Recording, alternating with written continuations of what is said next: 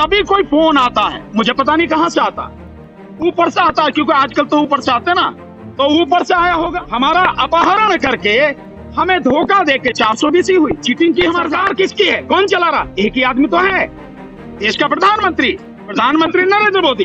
बेईमान असली वो है। सरकार अंदर से बहुत डरी हुई है। साथियों, ईवीएम हटाओ संयुक्त मोर्चा की इस आज की प्रेस वार्ता में इस देश के लोकतंत्र को बचाने के लिए लोकतंत्र के चौथे स्तंभ के बहुत मजबूत प्रहरी मेरे सभी प्रेस वाले साथियों का आज बहुत बहुत अभिनंदन, आने का बहुत बहुत शुक्रिया, आपका बहुत बहुत धन्यवाद। जो मैं आपके सामने बात रखना चाहता हूं वो 2-3 बातें हैं साथियों। इससे बिल्कुल क्लियर हो गया जो अभी आदरणीय भाई राजेंद्र गौतम जी ने बताई हैं और भाई महमूद पराचा जी ने बताई हैं कि किस तरह से ईवीएम में और वीवीपैट में धांधली हो रही है और किस तरह से इस धांधली को बरकरार रखने के लिए, बचाए रखने के लिए 2 पहलवान मोदी सरकार ने मैदान में उतारे हैं जो पिछले हैं खिलाड़ी, और बार बार जगह जगह जाके इलेक्शन कमीशन अभी ये मशीनों को दिखा रहा, डेमोन्स्ट्रेशन कर रहा है, देखो हमारी मशीन में कोई गड़बड़ी नहीं है। मेरा एक बहुत छोटा सा सवाल उनसे, इलेक्शन कमीशन से, हालांकि उनके पास कोई जवाब नहीं है, और फिर भी मैं कहता हूं, क्या इलेक्शन कमीशन जिन लोगों को डेमोन्स्ट्रेशन करके दिखा रहा है, दिखाने से पहले ये बताता है कि ये ईवीएम मशीन की जो तकनीक है वो क्या है? ये बताता है कि ये तकनीक कैसे काम करती है?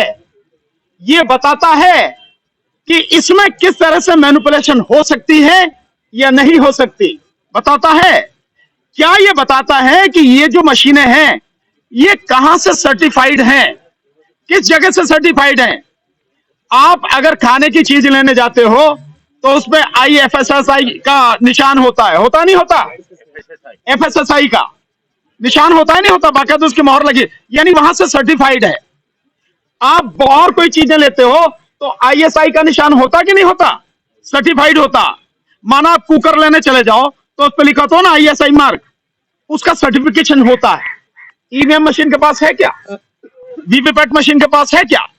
ये किसने बनाई, इसका कोई डाटा उसके पास है क्या? जिसने बनाई क्या उसने पेटेंट कराया? ये है क्या उसके पास में? कराया तो कहां कराया? ये जो सारी चीजें, टेक्नोलॉजी, हम एक एक चीज को जानते हैं। और ये जितने 2 पहलवान उतारे हैं ना, कुरैशी और रावत, इन दोनों को चैलेंज, वर्तमान इलेक्शन कमीशन को चैलेंज, तुम में अगर हिम्मत है, तुम अगर वाकई में सच कह रहे हो और ये सब कुछ सच है, मैदान में आओ ना, मैदान में आके खुली डिबेट करते हैं, दुनिया भर के मीडिया को बुलाओ और उस समय जो सच सबके सामने आएगा उसे दुनिया को दिखाओ। नहीं, मशीन भी एक्सचेंज करो, हम अपनी दे रहे हैं, आप अपनी दो, निश्चित रूप से पता लगेगा ना। तो ये सब कुछ उनमें हिम्मत नहीं है। ये किसी कोने में बिठा के कहीं कैसे ये टर मचाने के लिए लोग खड़े कर दिए हैं। हम इससे घबराने वाले नहीं हैं और इस देश की जनता भी उनके झांसे में आने वाली नहीं है। और इस सबके पीछे है कौन? असली जो चीज है, इस सबके पीछे है कौन? क्या इलेक्शन कमीशन? नहीं, महमूद भाई ने बता दिया, इलेक्शन कमीशन तो जिसने अपॉइंट किया है वो उसके हाथ की कठपुतली है, वो तो उसके लिए काम करता है। और किया किसने? सरकार ने। तो असली खेल किसका है इसके पीछे? इसके पीछे खेल है सरकार का। और वो इस बात से भी सिद्ध होता है कि जब हम पटियाला हाउस कोर्ट से चुनाव आयोग तक मार्च करना चाहते थे, हमें रोका किसने? दिल्ली पुलिस ने। किसके अंडर में? होम मिनिस्ट्री के अंडर में। कौन है मुखिया? अमित शाह। अमित शाह और मोदी कौन है? दोनों एक हैं, कोई अंतर नहीं है। इसका मतलब सरकार ने हमें रोका। क्यों? कि जनता के सामने सच ना आ जाए। वो समझ गई है कि ये तो इतनी बुरी तरह से तुल गए हैं, ये तो ऐसे आके मैदान में डट गए हैं कि इनसे कैसे जान बचाई जा, तो इन्हें कम से कम वहीं तक जाने से रोको आप, ताकि सच ना पता लग जाए। और यही चीज हुई परसों। परसों हम कर रहे थे? क्या अपराध था हमारा? कोई अपराध नहीं। उस दिन मैक्सिमम संख्या में, हजारों की संख्या में एडवोकेट्स थे, कुछ हमारे और भी साथी थे सिविल सोसाइटी के, लेकिन मैक्सिमम, आप तो सारे मीडिया के साथी वहां पे थे, आपने तो अपनी आंखों से देखा, वो सारे के सारे साथी जो वहां पे थे एडवोकेट थे। और हम माननीय सर्वोच्च न्यायालय के सामने जाना चाह रहे थे। क्यों जाना चाह रहे थे? हमारे साथ में बैठे हैं, ये देखिए अतुल भाई जी बैठे हैं, अतुल पटेल जी, ये गुजरात से हैं और अपनी जान को जोखिम में डाल के ये जगह जगह वीवीपैट का प्रदर्शन, ईवीएम और वीवीपैट का प्रदर्शन दिखा रहे हैं। ये अपनी मशीन लेके आए थे और हम बाकायदा जाके उस मशीन के माध्यम से डेमोन्स्ट्रेशन करना चाहते थे सुप्रीम कोर्ट के सामने। पुलिस कहती है कि आप जा नहीं सकते, धारा 144 लगी है। भाई धारा 144 लगी है तो मुंह जवानी थोड़ी लगती है, कुछ कागज पे लिखत पढ़त हुई होगी, किसी ने तो जो कागज बनाया होगा, आदेश दिया होगा। महमूद भाई ने पूछा तो कहां भैया धारा 144? हमारे पास नहीं है धारा 144। तो वैसे ही कह रहे हो भाई, तुम सरकारी आदमी हो, हम वकील हैं, कानून की बात कर रहे हो, हम कानून की बात कर रहे हैं, तो दिखाओ धारा 144। पुलिस ने धारा 144 का कागज हमें नहीं दिखाया, कोई आदेश नहीं दिखाया। इसका मतलब साहब है कि धारा 144 नहीं है। उन्होंने मुंह जवानी कर रखी और एडिशनल डीसीपी वगैरह भी सब वहां पे थे। फिर वो कहने लगे कि भाई हम आपको नहीं जाने देंगे, क्योंकि जो वहां से सुप्रीम कोर्ट से आया है आदेश कि भाई इनको यहां तक नहीं पहुंचने देना। तो महमूद भाई ने कहा कि भैया फिर उसे दिखा दो, जो सुप्रीम कोर्ट से आया है, चीफ साहब से आया है या कहां से आया, तो उसे दिखा दो कि इन्हें वहां नहीं जाने देना, कि वो नहीं, हम वो भी नहीं है उससे। और क्योंकि आपको मालूम है कि गाइडलाइंस है, क्या गाइडलाइंस है भाई, गाइडलाइंस दिखा दो, तो गाइडलाइंस भी नहीं दिखा रहे। मतलब सब कुछ मुंह जवानी है यार मेरे।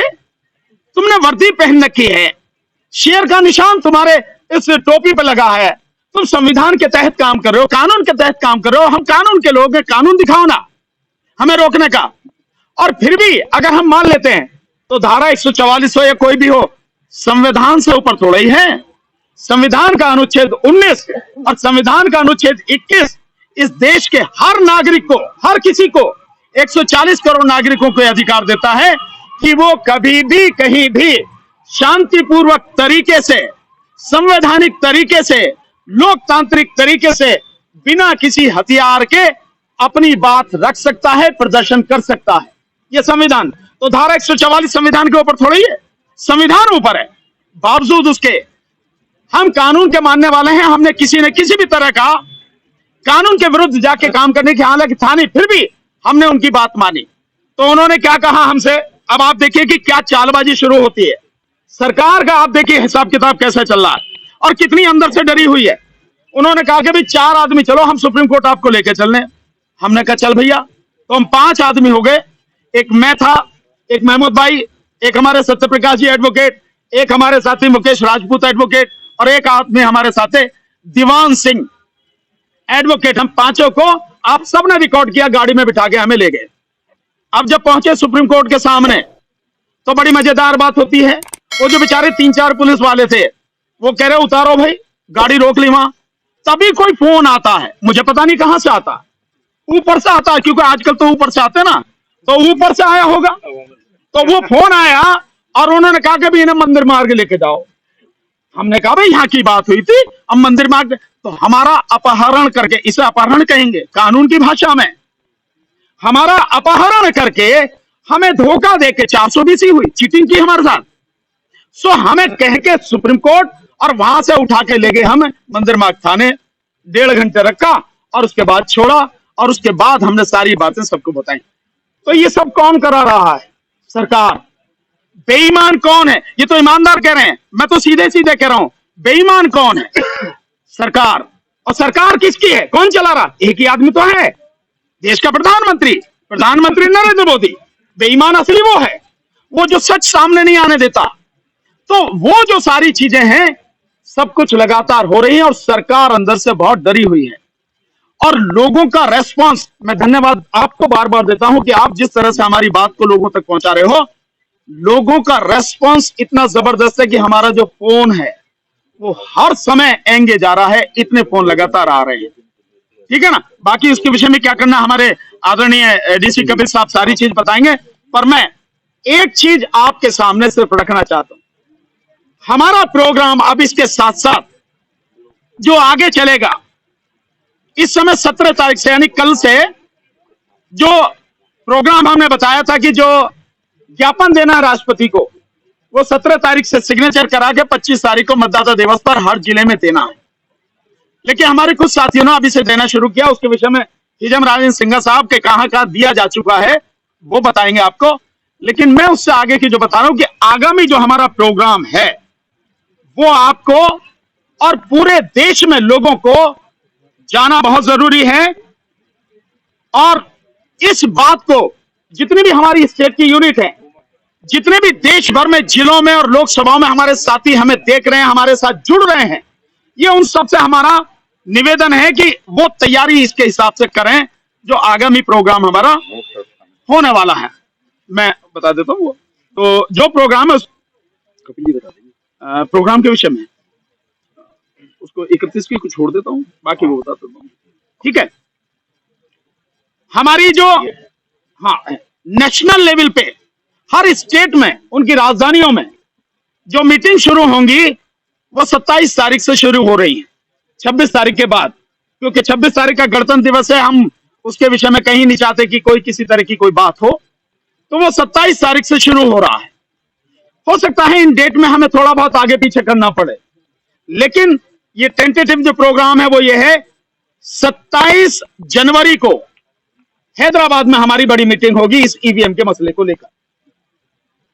28 जनवरी को राजस्थान में गुजरात में राजकोट में हमारी मीटिंग होगी इस ईवीएम को लेकर, वहां और बड़ा प्रोग्राम है। 29 तारीख को हमारी मुंबई में मीटिंग होगी। तो मुंबई के जो साथी हैं वो सब इसके माध्यम से जो खबर आ रही है पहुंचेगी आप तक, तैयारी करें। राजकोट वाले भी तैयारी करें, हैदराबाद वाले भी साथी तैयारी करें। 30 तारीख को हम लोग बेंगलोर में हमारा प्रोग्राम रहेगा। इसके बाद 2 तारीख को हरियाणा रोहतक में हमारा प्रोग्राम रहेगा। इसके बाद 4 तारीख को उत्तर प्रदेश में लखनऊ में हमारा प्रोग्राम रहेगा। इसके बाद 6 तारीख को मध्य प्रदेश में भोपाल में हमारा प्रोग्राम रहेगा। इसके बाद 8 तारीख को राजस्थान जयपुर में हमारा प्रोग्राम रहेगा। और उसके बाद दिल्ली में 11 फरवरी को, यानी 11 फरवरी को जो प्रोग्राम होगा वो दिल्ली में होगा।